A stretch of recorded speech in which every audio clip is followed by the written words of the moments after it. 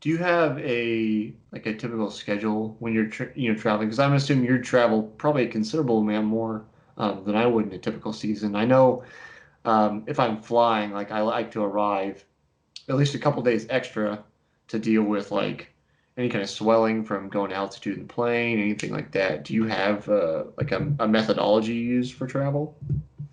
Yeah, the travel that we do with Team USA or USA Cycling for these World Cup circuits is pretty standard. We'll get to a race, a week before usually, Hmm. and we have the same pre-race preparation that we go through every time. So like if we're there a week ahead of time sounds like a lot, but for track racing, every track is built slightly different. They Hmm. all are, 250 meters, wooden, banked, etc. But how long the straights are, how tight the turns, how wide, how tall, all of that has some variability. And so when we're talking about races that are won, in seconds or tenths of seconds, Hmm. dialing in our line beforehand is really important. And so getting to know the feel of the track um, is a key part of the race prep. And so you're not stepping out onto the track for the first time come race day. And so we'll spend maybe 3 days on the track, three prior to competition, and then the day of competition, we will not touch the track except for competition. So there's open sessions where you can do a warm up on the track, but we only do our warm up on trainers because the risk of crashing or being crashed out is really high. Hmm. And so it's again one more variable we can control is just to keep the warm up on the trainer. I do the same warm up every time. Hmm. I might adjust it if I'm feeling a little bit less open and I need a harder effort, or if I'm feeling tired, I might do a little bit less. Um, but honestly, I really don't think that the changes I make in warm up are grossly affecting race performance. I Hmm. think the mindset you bring to the line is more powerful than, oh, did I do those, you know, 2 1 minute efforts or were they 2 45-second efforts? Like, Right. Right. yeah. Well, but at the same time, I mean that's exactly the point, right? And I come back to this a lot, and I do, I have this other show I just talk about running. I talk about mentality sometimes, but it's like your brain is in charge of your body, and like if you just focus on this is a physical sport, be it cycling or running or swimming or football, whatever it is, then you're like, okay, you're missing out on the engine. Like your brain is running the body, you know. So even if you're making those adjustments and it doesn't physically make a difference, like if it makes you feel better, then it did make a difference. Yeah, it's funny that you mention it as an engine because one of my favorite soigneurs, we have a bunch of physical therapists that we'll work with as we're traveling, Mhm. has referred to me as a sports car. So body like a sports car, McLaren or whatever, but my brain is like a Ford. Um, and so, and it's true. It like I sometimes blame the PhD end of this because I'm constantly overthinking things and my brain is running at 100 miles an hour and sometimes it just needs to shut up Yeah. and just chill. And so that's I think I envy a lot of athletes that have been doing this for their whole lives because they've maybe grown up learning to temper an overthinking mind for Hmm. sport. And Yeah. for me, that's not my natural state. Right. Um, and I mean, here on the ranch, like if you're not overthinking things, you could be missing something that could result in massive damage to machinery, or you could get stuck in the machinery and you could lose an arm or you could die. Yeah. So I was kind of raised with this very hyper awareness, like thinking process, and that's good if you're sort of in the moment of a race and you're very in tune with your what's going on. Hmm. But but if you're just overthinking, in it turns very quickly into worry or that wound spring. Yeah. That makes me think of this kind of a favorite phrase I have from a college coach of mine because I do the same kind of thing where it's just like whatever particular workout we were doing on the track, I don't know now, it's been lost to my brain, but doing some kind of workout, and I guess I was just asking a lot of questions and really trying to think about like every 200-meter segment. So anybody that's not familiar with the track, it's 400 meters, so 200 meters is half of the lap. So I try to think about my pace in 200-meter segments and really trying to break down like every interval. And he was like, Jesse, do you know why stupid people are so much faster than you? Because they don't think about how much it hurts. They just run. Yeah. Yeah. Yeah. Yep. I ran cross country in high school, and I had a coach tell me something very similar, like just run, you know. So Yeah. this is clearly a trend. Right. Yeah.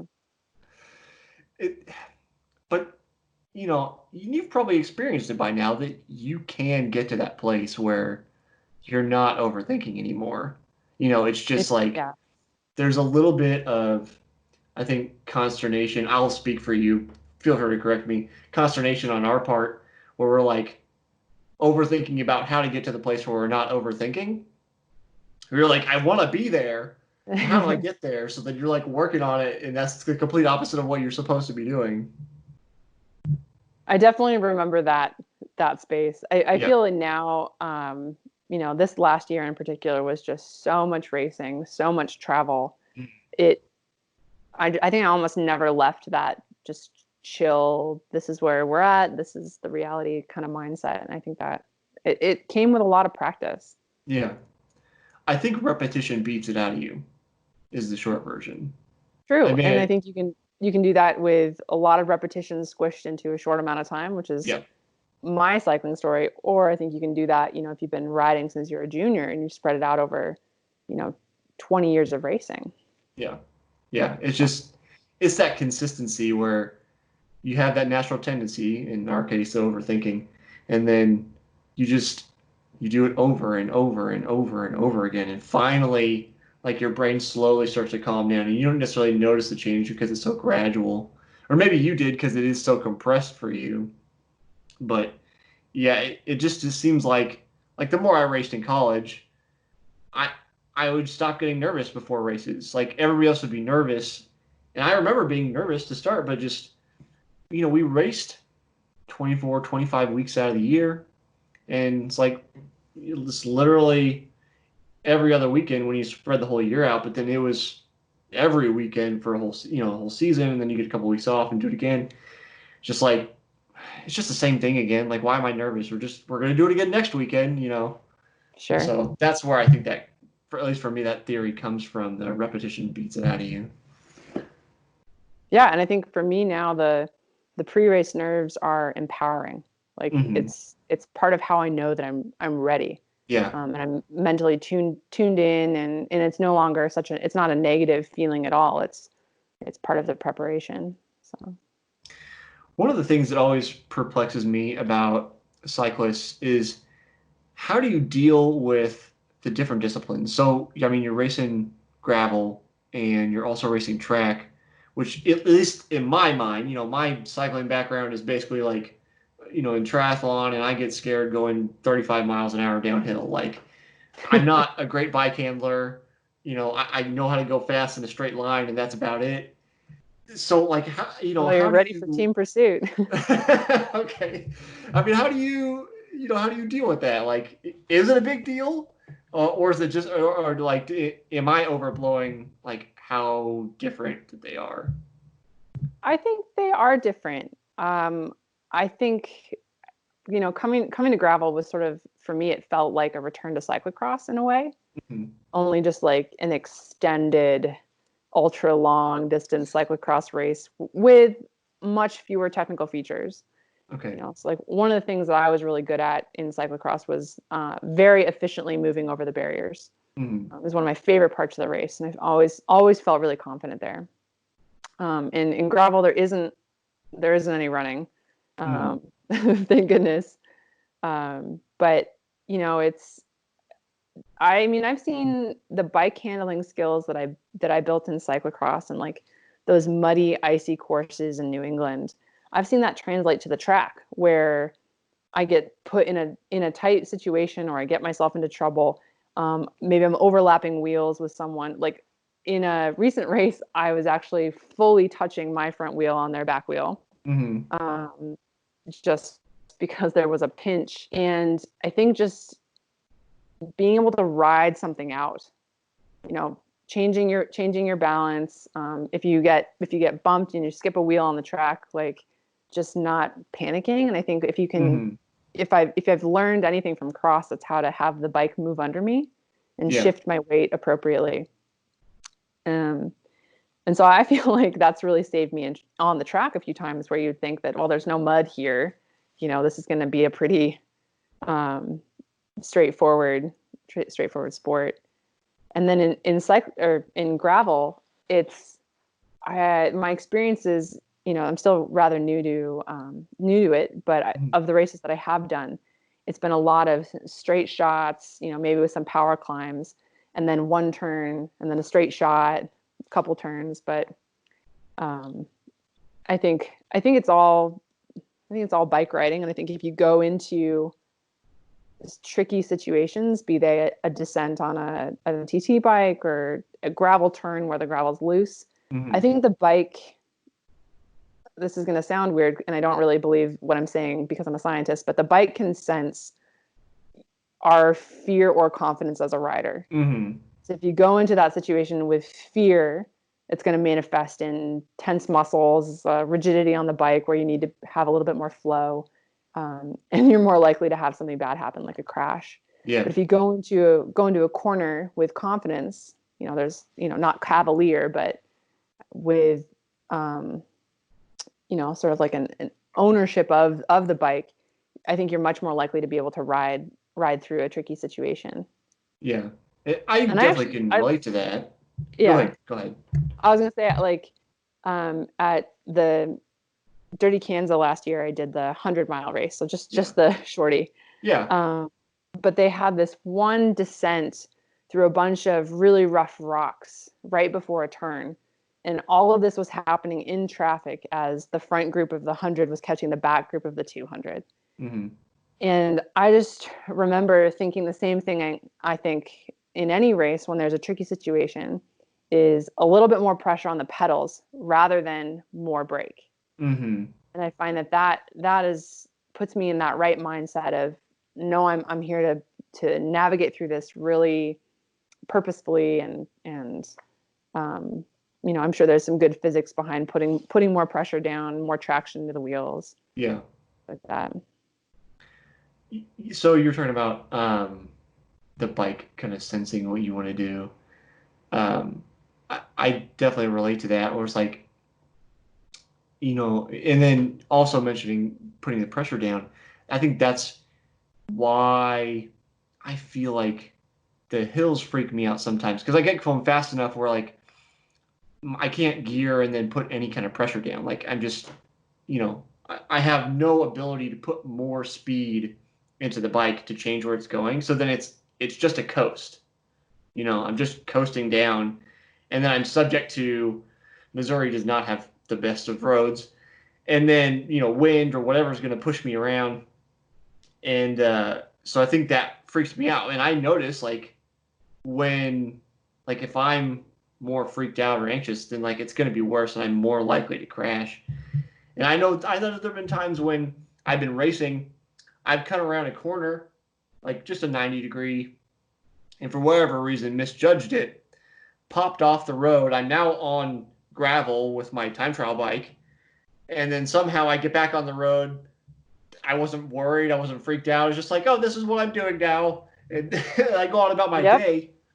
But yeah, so I've definitely lived those two mentalities, and can sense the difference. And again, it's a matter of, like, at least I go back to, like, repetition will beat it out of me. I just slowly build up the pressure. Like, okay, this hill, maybe I'll go 25, 26, and then the next time I'll go 27, 28, just build up the speed. I just don't have the, like, bike handling skills that you do, or the background. So, I have to take things a little bit slower. Hey, no, I mean, I think it's really good to set, like, personal challenges, regardless of what they are, right? They're personal because they're personal. Right. and important to each of us. And I think those little challenges are so great. I think it would be different if you were sitting there saying, well, 25 is good enough. Well, I'm never going to go faster than 25. Yeah. And some people have their reasons for that, but I think the little pushing the envelope a little bit here and there, whatever the personal challenge is really important. Yeah. Well, Well, I mean, I'm different when I race too, which is interesting. Like I've gone over, I don't know what it was, 40, 41, 42, something like that on a hill in a race. Didn't bother me then, you know. But if I'm out just practicing by myself and I'm going like 27 and it's windy, I'm like, oh, I don't, I don't like it. Sure. Yeah. Yeah. So, No, I mean, I definitely, my risk aversion has gotten higher yeah. with age. I have noticed that. Like Yeah, when I I first, wonder about that. I think it's actually real. I thought that I was not going to be susceptible to it, but now in my early 30s, I'm like, well, maybe 60 miles an hour on that descent wasn't so smart. Like, you Yeah. know, um, but it's still fun. Yeah, yeah. Well, and I wonder too, have you, I assume you've probably crashed at some point in time.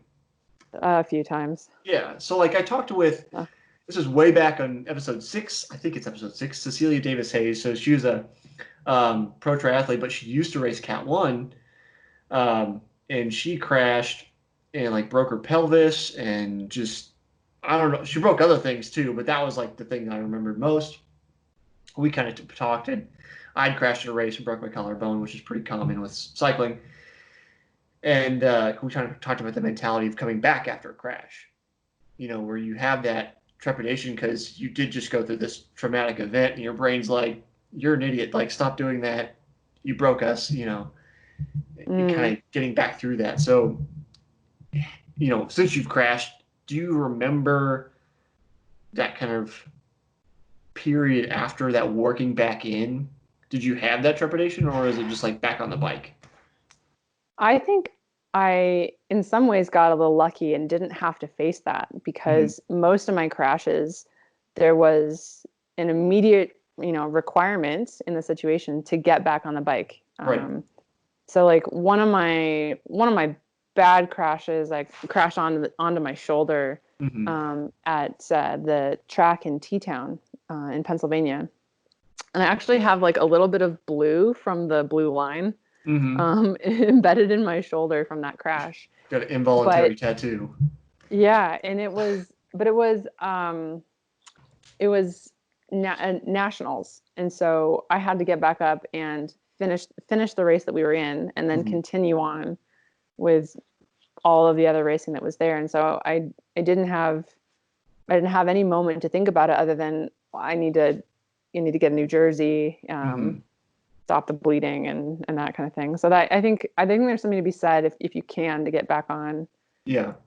right away. But to be fair, I've been really lucky. I think in the crashes that I've had, um, I've heard of people, especially like people that have started riding bikes since they were juniors, Mm-hmm. being taught how to crash appropriately so you Mm-hmm. minimize injury, Yeah. how to tuck and roll. I missed out on all that. It was, Yeah. it. I am not quite sure how I've gotten away with no big. I'm going to jinx myself now, but no terribly bad injuries. But Yeah. I think you're right. I think I've told my dad when I started cycling, I was like, look, I'm probably going to break my collarbone eventually. Like, Yeah. that seems to be the common thing. Well, you just go down on your shoulder, and I always felt like for the longest time, so I was never taught how to like crash on a bike, but I grew up in martial arts, and you work on how to fall properly, how to distribute the energy from your body to the ground so that you're not, leaving it into a single point, so that you don't break things. And I think it was my very first year of triathlon. I was kind of forced into a crash around a wet corner and then it was like 200 meters from transition. So I got back on the bike, got the bike in, ran the 10K. I've got pictures with this like blood going down my arm. It makes for a good story, but not that I was like I crashed. That was fun. It was not fun. But yeah, I don't feel like I had the same kind of like mental effect as, it would have been, I would have been probably 20 then, and then 28 when I crashed, broke my collarbone. And that's where I wonder where it's like, does age have that factor as well? 28's not old, but I do notice like I put on more clothes in the wintertime when I go out and run. I don't like to be as uncomfortable. Like I'm just like, I'll just be hot. Like it's, I just notice these little things as I get older. And I wonder how much that plays into that, that resilience getting back on after whatever accident. That's interesting. I definitely, I don't know about that. It's funny you mentioned putting on more clothing.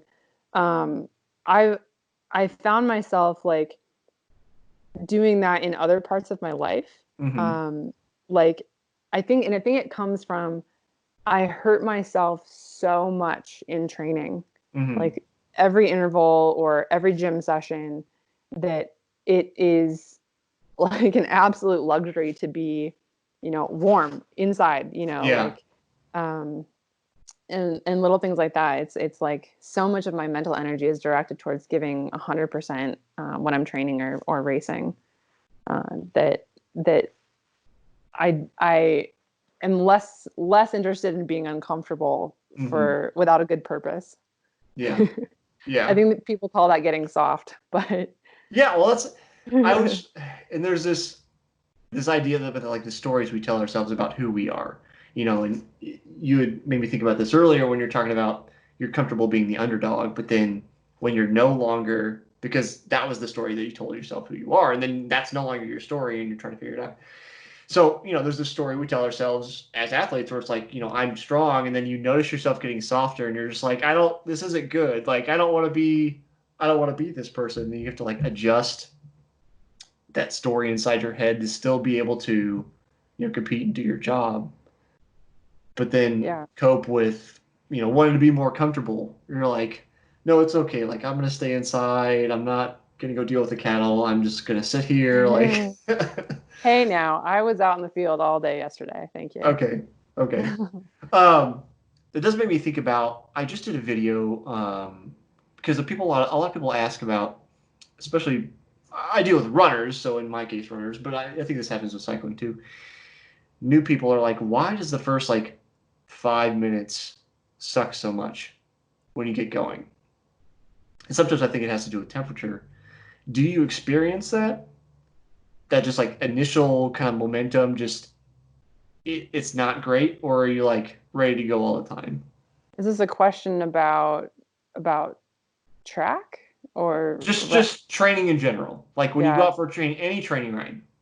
because I would definitely say that track our race is over in 4 minutes and some Yeah, odd no, seconds. I just mean like say you're going out for a training ride, you're going to be out for an hour, and Yeah. just the first 5 minutes you get going, do you ever or often experience that like things just don't feel right, and then I mean you always know you're fine, but just that initial getting going, do you ever experience that kind of hurdle? Yeah, sometimes it is accentuated if I'm riding with other people who want to start out at a quicker pace than I want to. Okay. Sometimes it accelerates that warm up period, So instead of being like not quite in the zone for 5 minutes, it's down to two. But I mean, I've had a couple of rides recently because I'm been spending a lot of time on the road bike, and now I've just switched over to my gravel bike out here. Where it took me an hour today to feel like, oh, okay, this is my powerful position. Now I can really go. It took me a whole hour. Yeah. So Yeah.